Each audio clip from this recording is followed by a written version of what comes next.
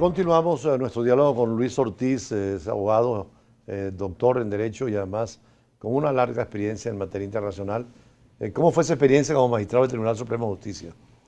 Bueno, yo estuve durante 11 años dentro del Tribunal Supremo de Justicia, logré ascender hasta vicepresidente de la Sala de Casación Civil, en las cuales me desempeñaba, por supuesto, en dictar decisiones con relación a los casos que se ventilan cuando llegan a la Sala de Casación Civil en virtud de los recursos ordinarios y extraordinarios de casación que llegan allí.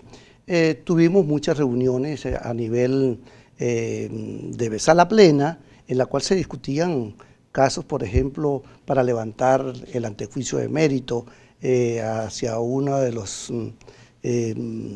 funcionarios o altos funcionarios que establece el artículo 266 en el numeral tercero, e inclusive el 266, el numeral segundo, que habla del presidente de la República y quien haga sus veces.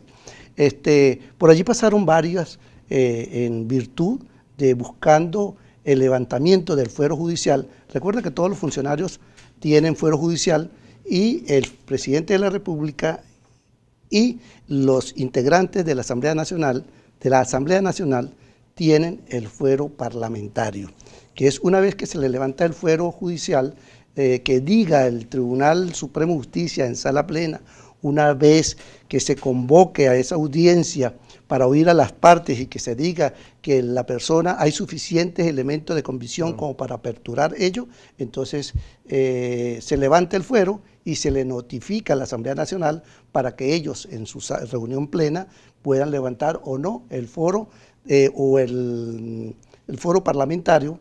Y aquí hay casos como por ejemplo el caso de Carlos Andrés Pérez, en 2 oportunidades, en las cuales en una fue condenado y en otra no pudo porque no lograron los votos necesarios para levantarle el fuero parlamentario. ¿Cómo garantizar esa independencia que deben tener los jueces?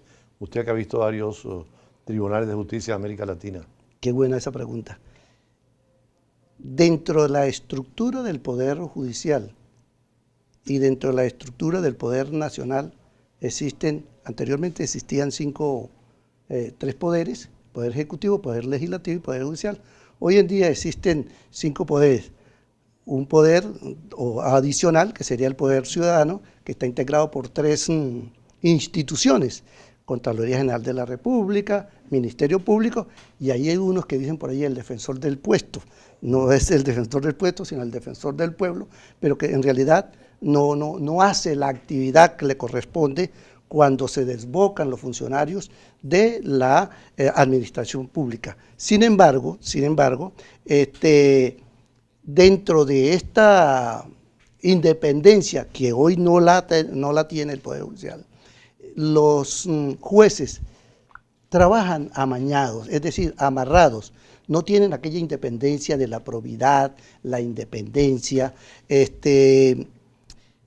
aquello que dice la Constitución: solo usted se debe a la Constitución, a las leyes y a su conciencia de lo que haya visto dentro del acervo probatorio, de lo alegado y probado dentro de una audiencia oral y pública. Hoy en día, para tomar una decisión, primero consultan, pero hay algo que es más delicado aún, que es que el Ministerio Público, que siendo el titular de la acción penal, quisiera mandar más que los jueces, y los jueces tienen el iura novi curia. Es solo yo como juez es el que dicto la sentencia y yo como juez es el que califico. El fiscal del Ministerio Público precalifica, pero quien da la decisión, quien tiene la última palabra es el juez. Pero sin embargo, hoy en día nuestro Poder Judicial, lamentándolo mucho y con mucha responsabilidad, debo decir que todos los jueces están amarrados y no pueden tomar la decisión a conciencia, tal y cual como lo establece la ley, cuando dice las máximas de experiencia, el conocimiento científico y la sana crítica. Ya no existe eso. Algunas instituciones regionales como la Unión Europea tienen la justicia nacional de cada estado, pero tienen una justicia supranacional, comunitaria. Los africanos están tratando de crear un tribunal africano más allá de los tribunales nacionales. Valdría la pena en América Latina tener un tribunal supranacional que pudiera inclusive revertir el juicio de los tribunales nacionales cuando hay corrupción. Sí, es que eso se contempla, inclusive dentro de la Carta Magna nuestra lo contempla. Y inclusive se había planteado la situación de que así como está la Corte Penal Internacional, debería haber una Corte Penal dentro de la región. Latinoamericana. Latinoamericana, claro, por supuesto, que sí se puede y sería muy Creo que usted conoció importante. al presidente de la Corte Africana. Sí, En sí, algunos claro. eventos internacionales ellos están proponiendo una Corte Penal africana complementaria completamente de la Corte Penal de la Haya, que es nacional, universal, pero esta sería regional. Sí, ¿qué es lo que pasa? Fíjate. Lo que pasa es que la Corte Penal Internacional o las otras cortes que se puedan crear, si no hay aquella potestad y aquel poder que se le otorgue a ellos de manera independiente, no podemos funcionar. La Corte Penal Internacional, para nosotros en el Estado venezolano, es subsidiaria, porque el artículo 29 de la Constitución habla de manera clara, precisa y concisa cuando dice los tribunales ordinarios son los competentes para conocer los delitos de lesa humanidad, crímenes de guerra, genocidio y delitos de agresión. Entonces, no tiene esa potestad.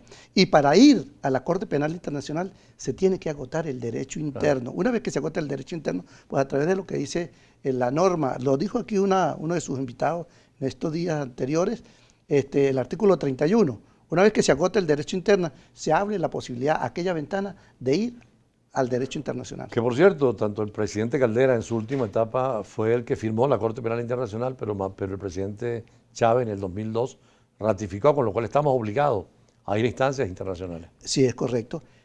Si bien es cierto que el Estatuto de Roma fue creado y surgió por primera vez en 1998, no es sino en el 1 de julio del 2002, cuando entra en vigencia y que tiene la potestad del conocimiento y juzgamiento de estos 4 poderes que establece el Estatuto de Roma. Entonces, ¿usted cree que sí hay situación de erosión del derecho en Venezuela, de los derechos humanos? Con el informe que presentó la Alta Comisionada de Derechos Humanos, hay tela para cortar. Y hay mucha responsabilidad por parte de los entes del Estado, que pueden ser juzgados y llevados a altas instancias internacionales, como en este caso la Corte Penal Internacional. Bueno, doctor Ortiz, siempre a la orden cuando quiera conversar sobre estos temas. Es un invitado para el tema jurídico y sobre todo el derecho penal internacional, que es tan interesante como nueva disciplina. Nosotros seguimos con otros temas internacionales siempre en la tarde de hoy y agradecemos al magistrado Luis Ortiz. Bienvenido, hasta la próxima vez. Muchas gracias.